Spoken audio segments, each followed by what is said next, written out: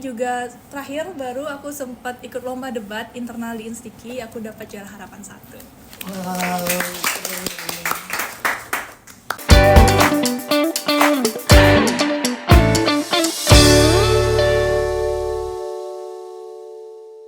Halo semuanya, kenalin aku Putra dan rekan aku. Halo semuanya, kenalin aku Wiknya. Nah, jadi kita mau ngapain sih Kak Wiknya hari ini? Jadi hari ini kita mau berbincang-bincang dengan mahasiswa yang berprestasi nih Putra. Wah, boleh dong di-spill dong prestasi mereka apa-apa aja. Oke, jadi aku spill dikit aja ya, biar kalian juga nggak kepo. Biar kalian juga kepo mengenai narasumber kita. Jadi kita ada 2 narasumber, yaitu yang pertama sebagai runner up 1 Putri Indonesia Bali, Best Social Media Putri Indonesia Bali, dan Putri Indonesia Bali Intelligentsia tahun 2024. Dan untuk narasumber kita yang kedua, yaitu sebagai winner Duta Genre Instiki tahun 2024. Wah, pada keren-keren banget ya Kak Wiknya. Daripada kita bertunggu lama-lama lagi, langsung aja kita undang ini dia narasumber kita. Halo Kak. Hai. Oke, perkenalan diri dulu mungkin Kak dari Kak Krisna Dewi. Halo semuanya, perkenalkan nama saya Nimade Ayu Krista Dewi. Teman-teman bisa panggil saya Krista Dewi. Di sini saya sebagai runner-up 1 Putri Indonesia Bali tahun 2024, Best Social Media Putri Indonesia Bali tahun 2024, dan juga Intelligentsia Putri Indonesia Bali tahun 2024. Salam kenal. Katia.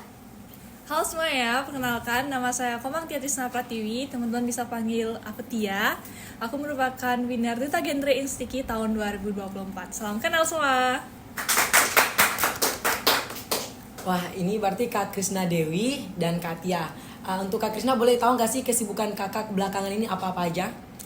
Baik, untuk kesibukan sama seperti mahasiswa pada umumnya, karena di sini saya merupakan seorang mahasiswa, jadi kesibukannya yaitu berkuliah. Selain berkuliah, saya juga bekerja di suatu perusahaan alat kesehatan PT Mediali Sinergi dan juga aktif di beberapa organisasi lainnya. Untuk Kak Tia sendiri gimana Kak? Nah, kalau aku sendiri itu saat ini sama seperti Kak Krisna sedang jadi mahasiswa biasa ya.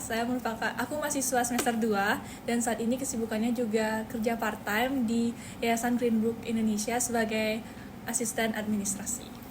Wah, pada sibuk-sibuk semua ya Kak Wiknya, tapi masih bisa tetap berprestasi. Oke, mungkin bisa dibagi gimana sih cara tipsnya biar bisa organisasi iya, terus juga berprestasi iya.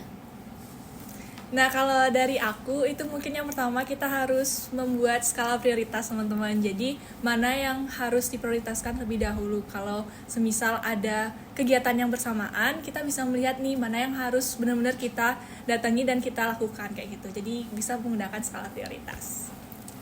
Kalau dari aku sendiri itu hampir sama, yaitu kita harus tahu kapan waktu kita belajar, kapan waktu kita berkegiatan di luar, dan juga kapan waktu kita bekerja. Dan di saat kita sedang berada di kegiatan tersebut, jadi kita bisa memanfaatkan waktunya sebaik mungkin sehingga waktu yang udah kita siapkan itu bisa bermanfaat dan efektif. Oke, nah tadi ini kita udah dengar nih kesibukan kakak berdua dan bagaimana cara kakak membagi waktu kakak dari kesibukan kakak dengan organisasi atau prestasi yang kakak raih. Oke, kalau untuk membagi waktu itu hampir sama menggunakan skala prioritas, tapi sekarang kita juga bisa melihat dari sisi hal-hal lainnya. Mungkin kalau dari perkuliahan kan itu memang harus didahulukan ya. Untuk prestasi juga sebenarnya sesuai minat bakat kita, tergantung apa yang kita inginkan. Sebenarnya itu tergantung pada diri, bagaimana kita mengatur waktu dan bagaimana cara kita untuk memanajemen waktu yang kita punya kayak gitu. Dari Kak Krisna? Setuju banget sama yang dibilang Tia. Jadi sebenarnya kayak hampir mirip 11-12 lah tipsnya. Dan balik lagi ke yang Jadi tadi udah aku masing-masing. sampaikan, dimana kalau kita udah berada di kegiatan tersebut, jadi kita fokus di sana sehingga waktu yang udah kita sediakan itu bisa efektif. Jadi nggak buang-buang waktu sehingga kita bisa bermanfaat di segala kegiatan. Oke, jadi apa sih motivasi kakak dan coba ceritakan sedikit dari awal mengikuti ajang pemilihan Putri Indonesia Bali sampai bisa menjadi runner-up 1. Untuk motivasi sebenarnya aku ingin bisa bersinergi membantu wanita-wanita di luar sana yang mungkin masih kurang percaya diri atau lain halnya selain bersinergi untuk wanita-wanita lainnya itu juga karena pada saat pemilihan Putri Indonesia kemarin aku membawakan advokasi tentang lingkungan, di mana merupakan suatu keresahan aku tentang lingkungan kita sekitar yang mulai gak nyaman, kotor, polusi dan lain hal. Jadi harapannya dengan bergabung di Putri Indonesia Bali, aku bisa ikut berperan aktif menyuarakan suara-suaraku dan bisa bermanfaat untuk orang-orang sekitar. Selanjutnya untuk kegiatan dari awal seleksi sampai grand final kemarin, di mana yang pertama kita ada pengisian form pendaftaran, selanjutnya dilanjutkan dengan kegiatan seleksi. Itu seleksinya di Living World. Ada 2 seleksi yang pertama di Amphitheater, jadi itu ditonton oleh halayak banyak di muka umum. Selanjutnya kita lanjut ke sesi seleksi keduanya, itu di suatu ruangan tertutup bersama kita dan dewan juri. Setelah seleksi tadi sekitar 2 harinya itu ada pengumuman 10 peserta atau 10 finalis terbaik yang berhak lolos ke babak selanjutnya. Nah setelah itu kita ada kegiatan Tirta Yatra sebagai rasa sembah sujud syukur kita karena telah diberikan kelancaran dan berhasil sukses ke babak selanjutnya. Nah, kita selanjutnya ada kegiatan talent show menampilkan bakat-bakat yang dimiliki oleh para putri-putri Indonesia Bali. Dibarengin dengan kegiatan Mosi Challenge, di mana kita saling dua putri itu memosikan suatu permasalahan yang disediakan oleh dewan juri. Nah setelah itu kita ada gala dinner dan meet and greet bersama para pigeon lovers dan family. Dilanjutkan dengan kegiatan seleksi tes interview bersama Yayasan Pusat Putri Indonesia. Selanjutnya acara grand final terakhir pada tanggal 27 Januari 2024 kemarin. Wah keren banget ya teman-teman. Tepuk tangan dulu dong. Oke, itu tadi dari Kak Krisna Dewi dari awal mengikuti ajang pemilihan Putri Indonesia Bali sampai menjadi runner up 1. Nah, tidak kalah keren juga nih narasumber kita yang kedua, Katia. Coba dong diceritakan dari awal pemilihan Duta Genre Instiki sehingga bisa menjadi winner Duta Genre Instiki tahun 2024. Oke, dari awalnya itu mungkin kita mulai dari motivasi, mungkin bisa Boleh. ya. Jadi yang memotivasi aku untuk ikut pemilihan Duta Genre Instiki tahun 2024 itu awalnya nggak sengaja ada ketemu namanya Kak Rizky. Jadi dia itu salah satu winner juga di Duta Genre Instiki tahun 2023. Nah dia itu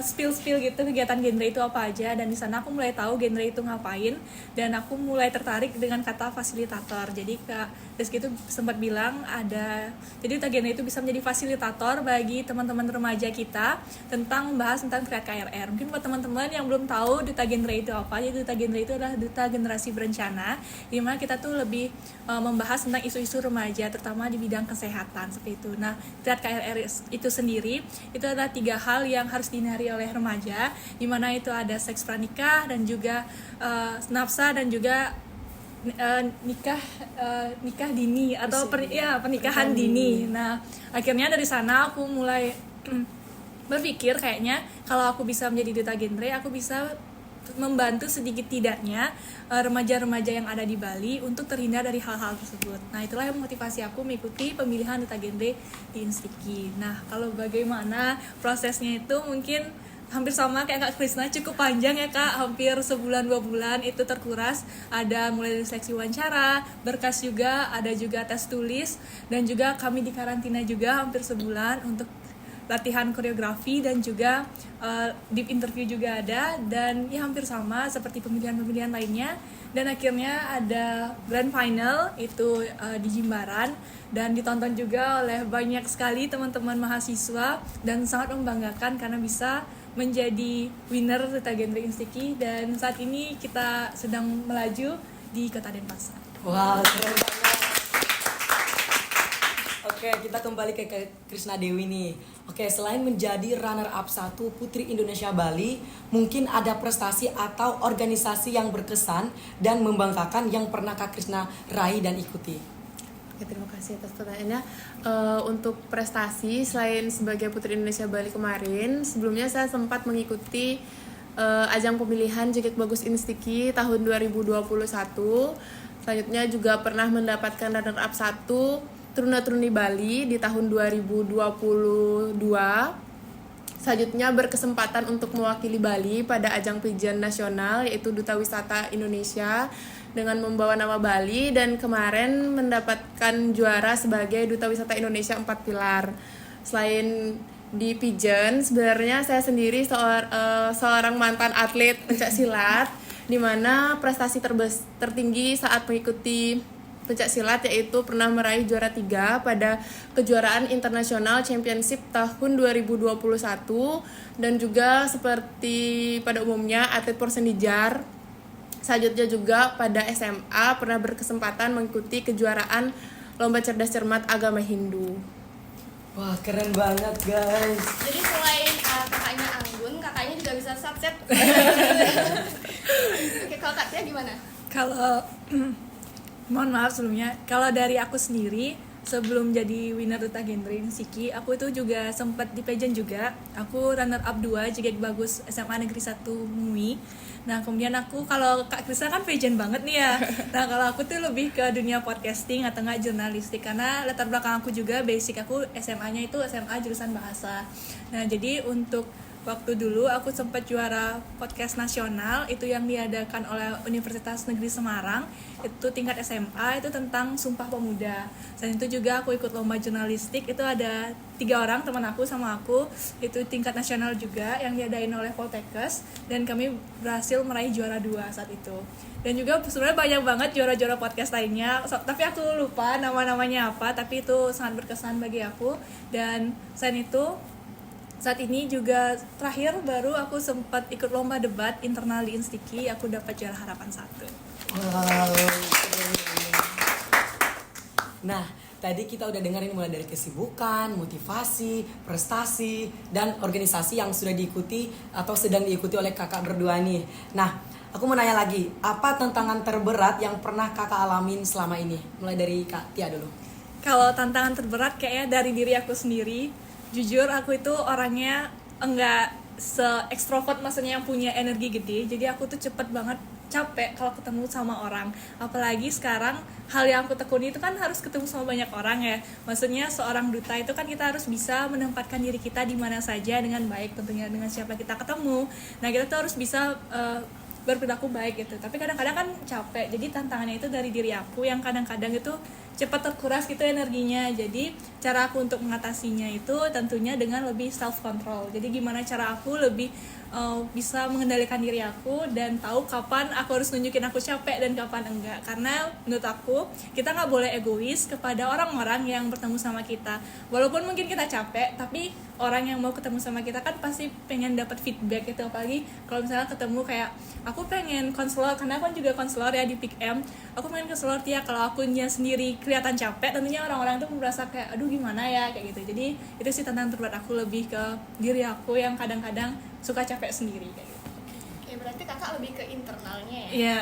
Kalau Kak Krisna sendiri gimana? Kalau aku waktu benar-benar jadi waktu, karena aku sendiri juga merupakan seorang pekerja tetap di suatu perusahaan. Selain pekerja tetap juga kadang masih suka ngambil job freelance event. Jadi agak susah ngatur waktu, kapan tugas, kapan nongkrong sama temen, kapan kita belajar, dan kapan bekerja. Cuman untuk sekarang sih aku udah mulai berusaha kayak dari hal kecil itu nyatet tanggal-tanggal penting kegiatan supaya nggak ada miss atau double kegiatan di kegiatan tersebut. Karena sebelumnya aku suka kelabakan atau kebingungan waktu aku belum catat tanggal-tanggal tersebut. Jadi sekarang kalau setiap mau ada agenda atau dapat kabar akan ada kegiatan di tanggal tersebut, aku selalu cek kira-kira udah ada kegiatan belum di tanggal tersebut kayak gitu. Terus karena banyak kegiatan banget, itu juga pengaruh sama stamina. Jadi suka tidurnya larut malam dan harus mulai beraktivitas lagi di pagi hari. Jadi selalu usahain untuk minum vitamin. Balik lagi ke manajemen waktu sih. Bener Tipsnya. banget. Wah, keren banget ya. Berarti dalam suatu perjuangan yang kita pengen tuju itu pasti punya tantangan yang kita harus laluin seperti itu ya. Bener. Oke, jadi itu tadi cerita-cerita dari Kak Krisna dan juga Kak Tia. benar-benar memotivasi kita gak sih buat berprestasi juga teman-teman. Amin. Itu Makasih banget sih Putra. Iya. Jadi gue bawaannya tuh kayak pengen sekeren mereka gak sih?